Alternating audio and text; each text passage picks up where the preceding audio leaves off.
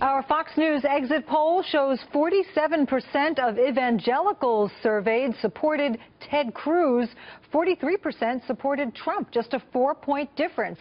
Does this mean that Trump could have a chance to win over the evangelical vote? Let's turn now to Daniel Halper, the online editor for the Weekly Standard, and Angela McGlowan, Fox News contributor. Thank you both again for joining us. Thank you for having us.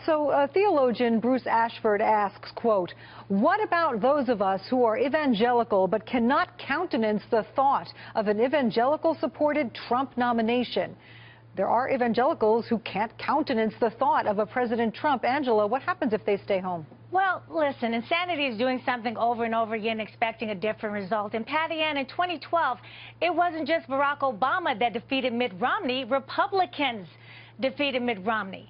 So folks stayed at home. And this time, if they stay at home, then Hillary Clinton deserves to win. We know where she stands dealing with social conservative issues. Having said that, though, with Trump having Huckabee and with Trump having the endorsement from Falwell Jr., I think that he's going to give Hillary a run for her money with the evangelicals, and I think, too, they'll come out to vote for him.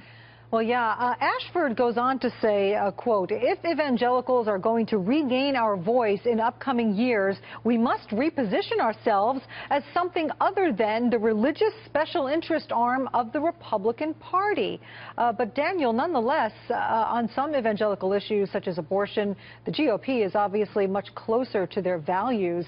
Will they vote Republican just for the Supreme Court nominations, for example? Well, certainly that's probably a consideration for a lot of evangelicals. I think one of the surprising things to come out of this election was how well Donald Trump actually did with evangelicals all throughout the election. When you're writing the autopsy for the Ted Cruz campaign, one of the key facts is that he didn't do as well as he was expected to do among evangelicals throughout the race. That's why he lost in South Carolina. That's why he lost in a lot of key races that set him up for this failure.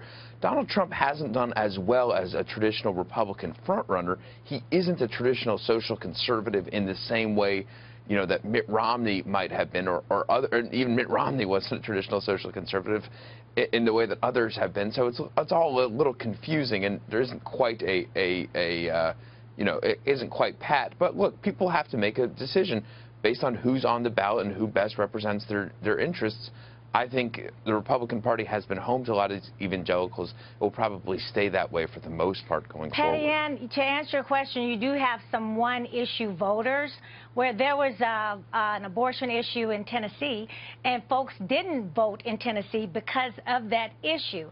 And if there was somebody that supported abortion or that was pro-choice, they didn't vote for him. So you do have some of those one-issue voters that will stay at home, and that's fine.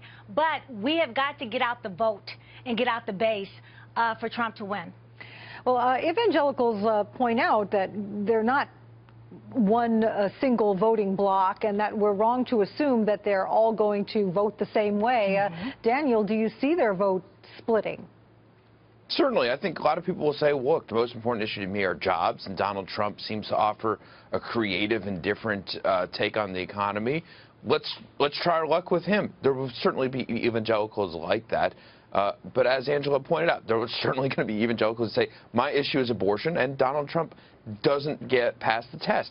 The key question, I think, for him going forward is how can he expand his voters? Right, so he has a certain number of evangelicals, he has a certain number of traditional conservatives. How can he expand and get moderates, get independents, maybe even get some Democrats, while still keeping those voters that helped get him this far? If he's able to do that, well, then that's a good sign for him going forward. But you need to expand and build on what you have and not lose your voters. It's all messaging, messaging, messaging. And he is getting some independents. He is taking some women from Hillary, even though we want to say that he's unpopular. Women are not monolithic. Hispanics are not monolithic. Evangelicals, Patty Ann, as you just pointed out, we're not monolithic. So it's all in messaging. I believe that people will cross over and vote for Trump. All right, Angela, Daniel, thank you both so much. Thank you. Thank you.